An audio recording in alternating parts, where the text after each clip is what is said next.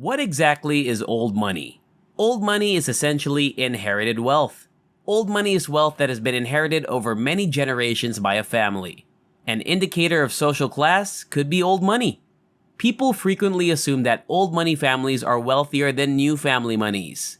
The Rockefellers and the Vanderbilts are two examples of old money families who have prospered for many generations. One of many factors that influences how the rules of old money change is finances. Hello and welcome to Financial Fluence. In this video, we'll be diving into the differences between the two. Let's now get going. Whether or not you are considered old money depends on when you were born and where you live now.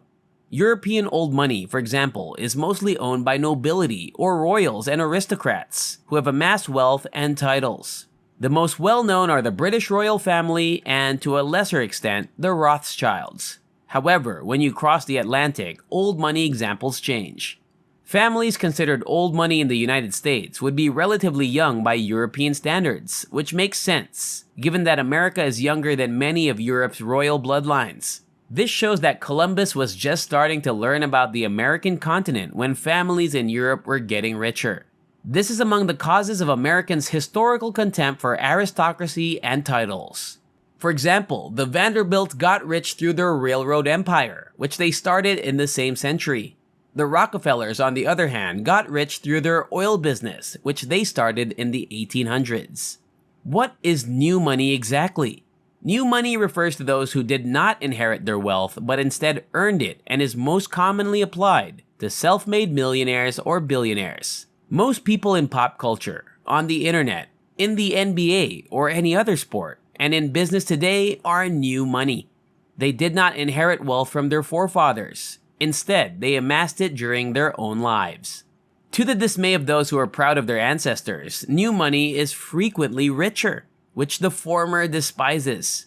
People often think that they don't have the same class, prestige, traditions, and values as wealthy families, who've had those things for generations.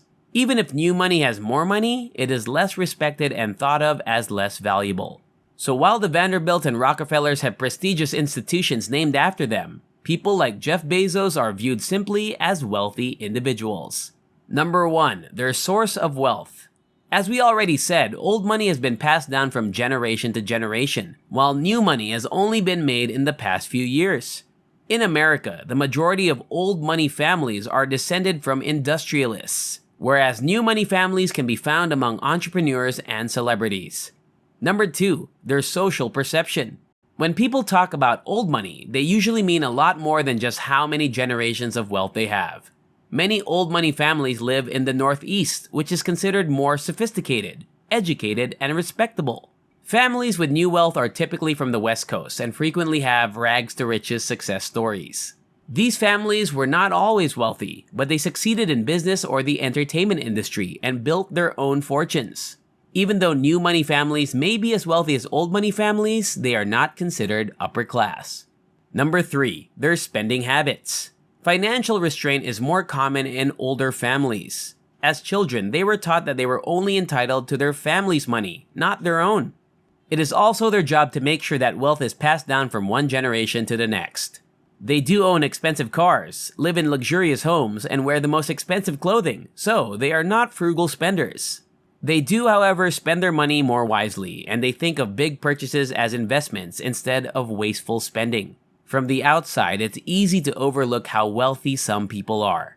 They may seem like any other family, and they often make an effort to stay out of the spotlight.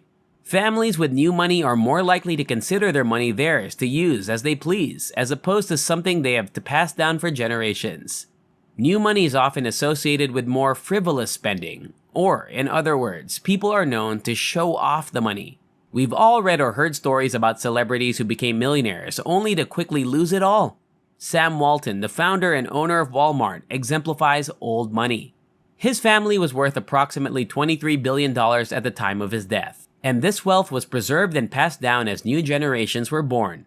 People who have recently become wealthy are still adjusting to their newfound wealth. They are more concerned with where and how to spend money than with investing, saving, and building generational wealth. They find it difficult to save for the future because they are constantly focused on the now. And before we continue, don't forget to subscribe to the channel, hit the like button, and turn on the notification bell to be notified every time a new video is uploaded. Let's return to the video now. Number 4. Hushed or loud. Have you heard the expression, money talks but wealth whispers? It perfectly describes the two categories. Wealthy older families rarely discuss money. They are taught from a young age not to talk about money, and it is almost a forbidden subject. Older families would rather unwind than be noticed. New money members are distinguished by their constant boasting about their wealth. They are frequently vocal and eager to tell anyone who will listen about their good fortune. Because they didn't have much growing up, they'll buy huge mansions and drive around in flashy red Ferraris. This is due to the fact that they were raised in a low-income household. A person's childhood influences their adult life significantly. They frequently believe that money will solve all of their problems and allow them to do everything they were denied as children. Number 5. Being in the spotlight versus backstage. Old money prefers to remain in the background, while new wealth prefers to take center stage. Old, wealthy families feel that safeguarding their family name is essential. There should be no way to bring the family into disrepute. This indicates that privacy is their top priority. They are willing to pay for privacy and uphold a tidy family reputation. They always strive to maintain a low profile and will go to any lengths to protect their anonymity. Then there is the new money that screams on social media and in tabloids. Number 6. Entertainment.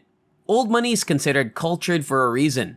They might find entertainment at a classical ballet performance or an operatic evening. Many of them donate artwork to museums, which adds another form of entertainment. With this age group, polo matches and horse races are also popular. Think of their entertainment as sophisticated and quiet. Although a new member can also enjoy these activities, you'll notice that they spend their cash on brand new adventures. Number 7. How old money stay rich. The wealth of old money families is maintained through a combination of inherited investments and trusts. The adoption of sound financial management principles has increased these. It is expected that the family's wealth will be managed in a way that will make it possible for future generations to keep it. If you're wealthy and want your children to be wealthy, you'll spend a lot of time teaching them how to attract wealth.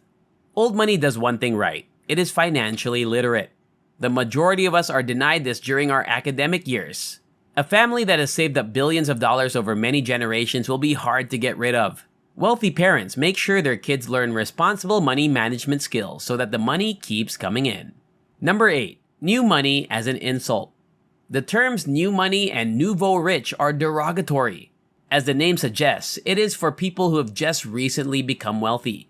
Having new money is not necessarily embarrassing unless you allow it to affect you.